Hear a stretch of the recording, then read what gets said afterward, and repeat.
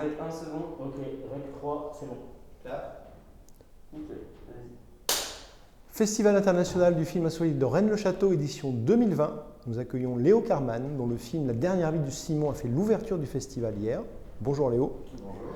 Alors Léo, cette région insolite, comme votre film, hein, on en parlera tout à l'heure, comment vous la sentez cette région? Vous la découvrez un petit peu, je crois? Je la découvre totalement. Ouais. C'est la première fois que je viens et c'est vrai qu'on sent une énergie particulière ici. Hein. C'est très agréable. Et puis surtout, c'est très beau. On a pu se balader très peu pour le moment, vraiment que entre Rennes-le-Château et Rennes-les-Bains, mais vraiment, il y a une ambiance presque mystique. L'histoire de la Bessonnière, ça vous parle un petit peu? Parce qu'on est là dans le lieu crucial où a eu lieu ce mystère. Vous aviez entendu un peu parler ou... J'en avais pas entendu parler avant qu'on s'en parle hors caméra. Ouais. Donc beau sujet peut-être de cinéma aussi, on va voir.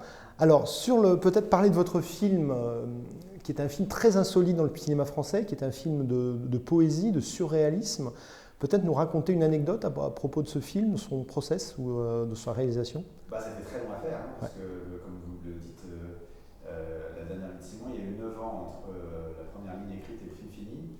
Pas qu'on n'avait pas envie de le tourner plus tôt, mais qu'on s'est confronté en tous les cas à tous les problèmes inhérents à un premier film déjà, réalisé par quelqu'un de jeune, et c'est compliqué dans ce pays de faire des choses quand on est jeune, mais dans le cinéma encore plus. C'était un vrai problème que je réalise ce film à 28 ans. Et en plus, le fait que c'est un film qui est à vocation populaire, familiale, qui n'est pas de la comédie, on rit un petit peu, mais ce n'est pas le genre prédominant, c'est du fantastique, et sans tête d'affiche, sans star. On a un peu cumulé tous les problèmes.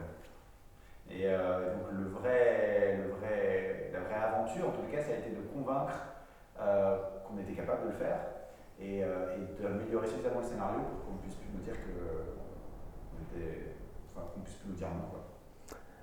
Et du coup, alors, ce qui est insolite dans votre film, c'est le traitement du thème des super-héros. Je crois que Spider-Man, on en parlait hier, c'est un personnage qui vous a inspiré. Et vous donnez une autre vision insolite du pouvoir dans le film. Il faut peut-être en dire deux mots sans trop révéler l'intrigue. Le film raconte l'histoire de Simon, qui est un orphelin de 8 ans, qui a qu'un seul rêve, c'est d'avoir une famille. Et il a un pouvoir particulier, il a la possibilité de prendre l'apparence, de copier l'apparence des gens qu'il a déjà touchés. Et en fait, ce qui nous intéressait, c'était un peu comme E.T. De Spielberg ou Édouard Romain d'Argent de Burton, en fait, c'est de traiter d'un personnage qui a une sorte de pouvoir, mais qui fait plus un handicap qu'un pouvoir. Et comme le film raconte un peu cette période de la vie où, adolescent, on a envie d'être n'importe qui d'autre que nous-mêmes, parce qu'on est persuadé qu'en étant quelqu'un d'autre, on sera plus aimé que si on est nous-mêmes, et de donner cette possibilité à un personnage, de pouvoir se transformer, c'est en fait terrible. Voilà, alors ce film a été, au cinéma, ça n'a pas été facile. Il a une belle carrière, je pense, de films cultes à venir quand même, parce que c'est vraiment très étonnant. Est-ce que du coup, ça vous a donné envie de continuer dans le cinéma, je pense? Dans quelle veine vous allez continuer ce sillon du film un peu fantastique, surréaliste ou... Moi, j'ai envie de faire ce métier depuis que j'ai 8 ans, donc j'espère ne pas m'arrêter là. C'est pas depuis 9 ans pour s'arrêter là. Mais ce qui est super, c'est qu'effectivement, pendant 9 ans, on nous a dit que c'est pas possible à faire en France.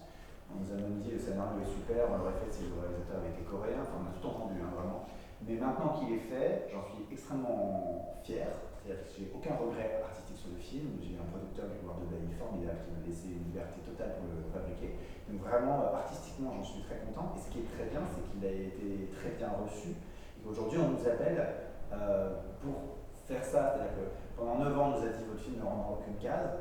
Et aujourd'hui, j'ai l'impression qu'on a créé une autre case. Et donc, on nous appelle pour les films qu'on a envie de faire. Donc, c'est ça qui est génial. Donc, évidemment, on a plein de projets dans la veine du fantastique, mais aussi d'autres genres. Ce qui m'intéresse surtout, c'est vraiment de faire du cinéma populaire, spectacle, qui ne soit pas forcément de la comédie, du cinéma qui fasse rêver.